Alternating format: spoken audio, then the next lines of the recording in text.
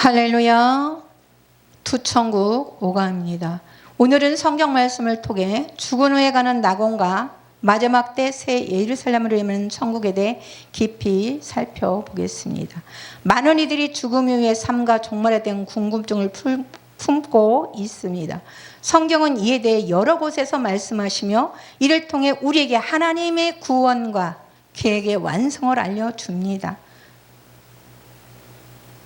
죽으면 가는 낙원. 먼저 죽은 후에 우리가 어디로 가는지에 대한 성경적인 이해를 살펴보도록 하겠습니다.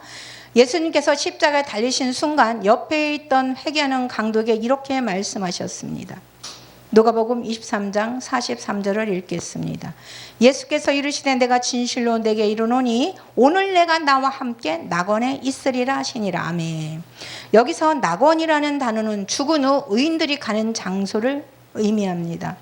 하나님은 임재가 있는 곳으로 고통과 죄에서 벗어나 참된 평화와 안식을 누리는 것입니다. 할렐루야. 또한 바울은 고린도후서 12장 4절에서 낙원에 끌려가서 말할 수 없는 말들을 들었는데라고 하며 낙원의 존재를 언급합니다. 그는 낙원을 경험하며 그곳이 얼마나 영광스러운지 표현할 수 없었다고 말합니다. 고린도후서 12장 4절 말씀을 읽도록 하겠습니다.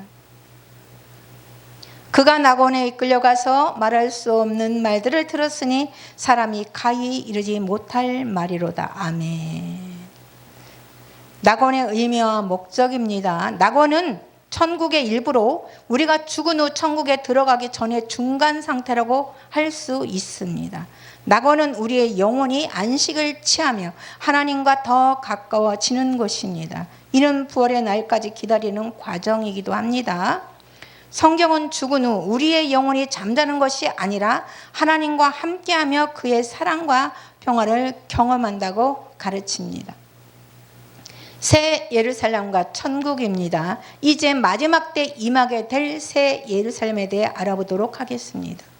성경은 요한계시록에서 새 예루살렘에 대해 자세히 묘사하고 있습니다. 요한계시록 21장 1절과 2절에서는 이렇게 말합니다. 또 내가 새 하늘과 새 땅을 보니 처음 하늘과 처음 땅이 없어졌고 바다도 다시 있지 않더라.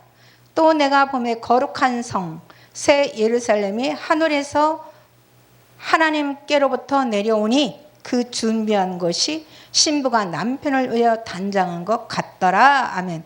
새 예루살렘은 하나님께서 마지막 때 그의 백성들 위해 마련하신 새로운 도성입니다. 이 도성은 죄와 사망이 더 이상 존재하지 않는 곳으로 하나님의 완전한 통치와 영광이 드러나는 장소입니다. 여기서 하나님은 그의 백성과 직접적으로 함께 하시며 모든 눈물을 닦아주시고 고통과 슬픔, 죽음이 없는 완전한 평화의 세계를 이루십니다. 천국의 영광과 완성입니다. 새 예루살렘은 천국의 완성을 상징합니다. 이곳에서 하나님과 그의 백성들이 영원히 함께할 것입니다.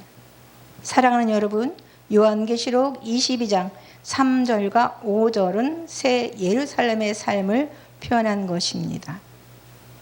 다시 저주가 없으며 하나님과 그 어린 양의 보좌가 그 가운데 있으리니 그의 종들이 그를 섬기며 그의 얼굴을 볼 터이여 그의 이름도 그들의 이마에 있으리라.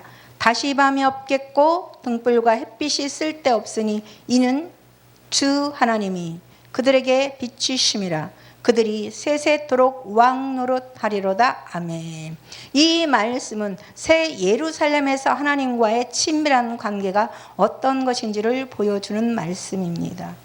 하나님의 영광이 그 도성을 비추며 우리는 그의 얼굴을 직접 뵐 수 있을 것입니다.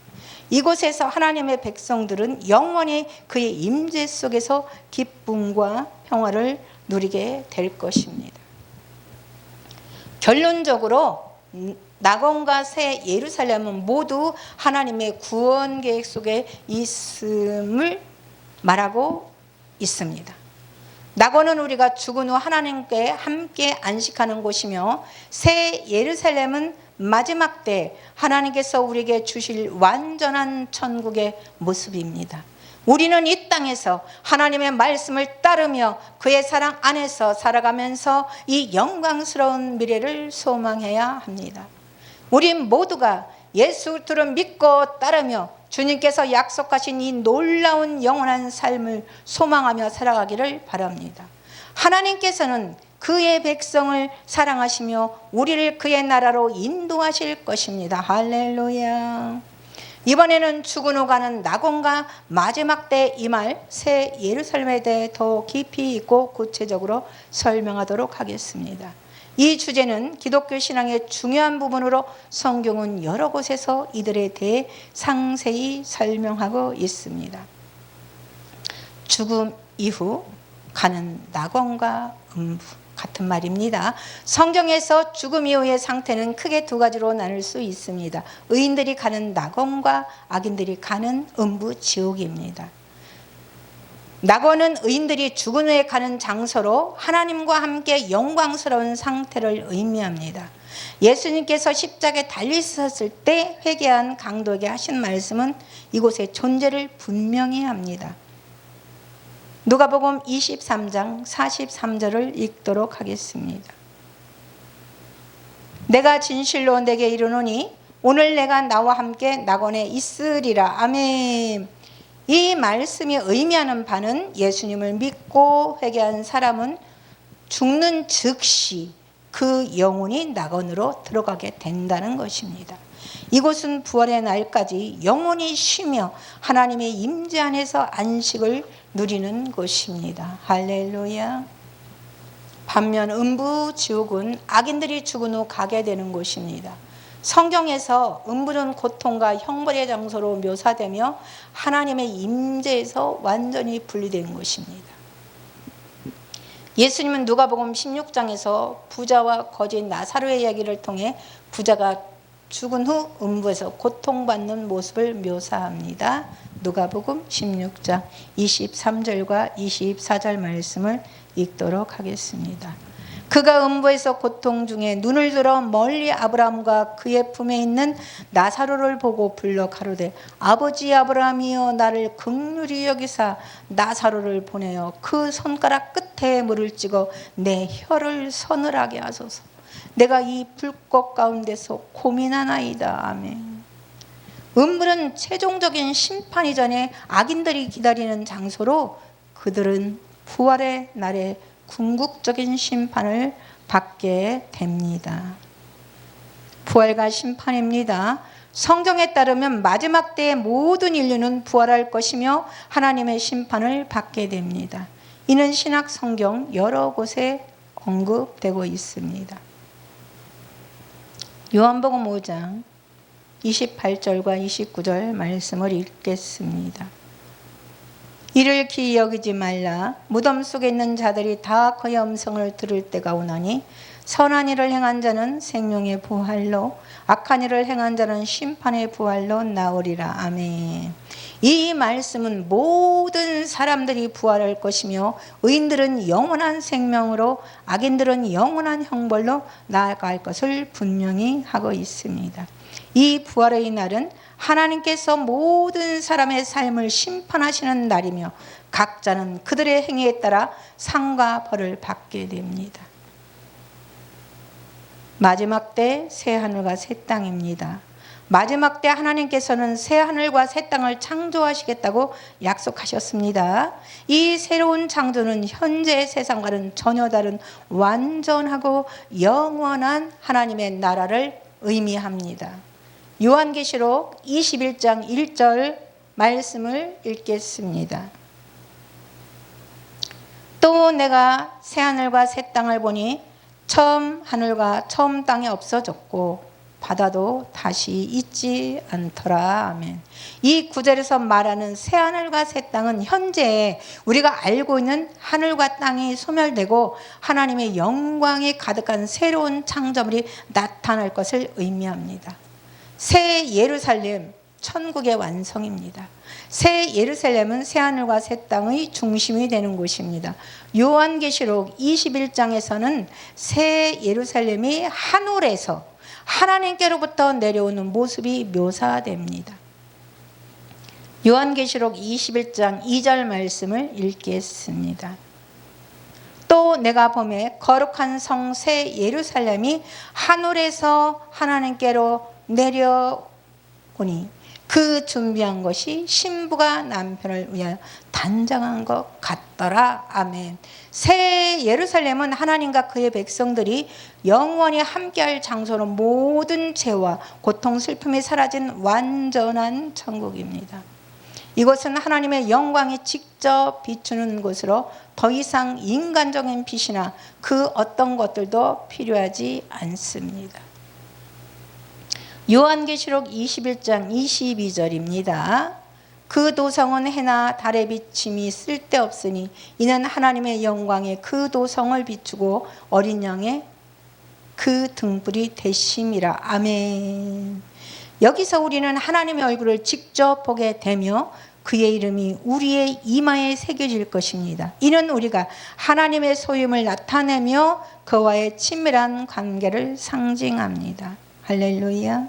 새 예루살렘의 영광입니다. 새 예루살렘은 그 자체로 천국의 완성을 상징합니다.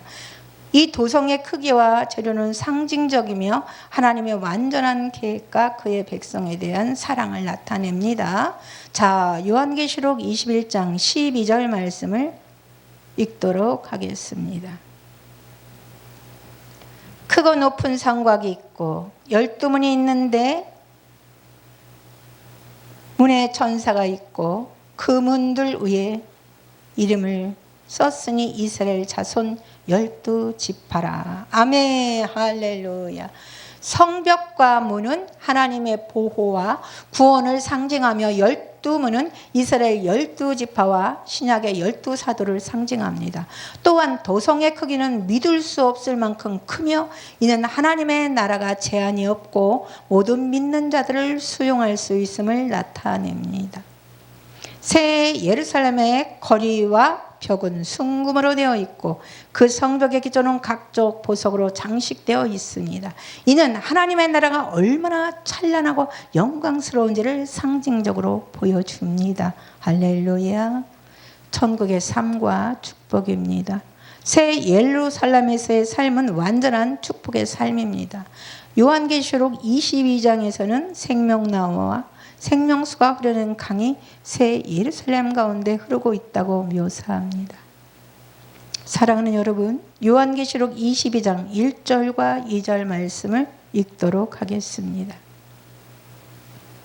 또 그가 수정같이 밝은 생명수 강을 내게 보이니 하나님의 및 어린 양의 보좌로부터 나서 길 가운데로 흐르더라. 강 좌우에 생명나무가 있어 12가지 실과를 맺히되 달마다 그 실과를 맺히고 그 나무 잎사귀들은 만국을 소성하기 위하여 있더라. 아멘. 생명수와 생명나무는 영원한 생명과 하나님의 은혜를 상징합니다. 이곳에서 우리는 영원히 하나님과 함께 살며 그의 영광과 사랑을 누리게 될 것입니다.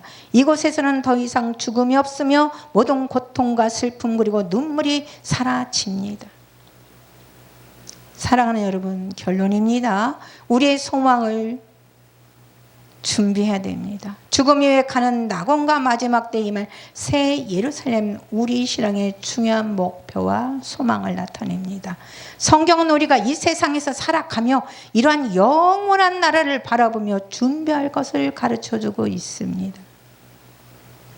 우리의 삶이 이 세상에서 끝나는 것이 아니라 하나님의 계획 속에서 영원한 생명으로 이어진다는 사실은 큰 위로와 소망이 되고 있습니다. 그러므로 우리는 이 땅에서의 삶을 소홀히 하지 말고 하나님을 사랑하고 이웃을 사랑하며 그분의 말씀을 따라 살아가야 됩니다. 그렇게 할 때 우리는 하나님께서 준비하신 영원한 천국에서 그분과 영원히 함께할 수 있을 것입니다. 할렐루야.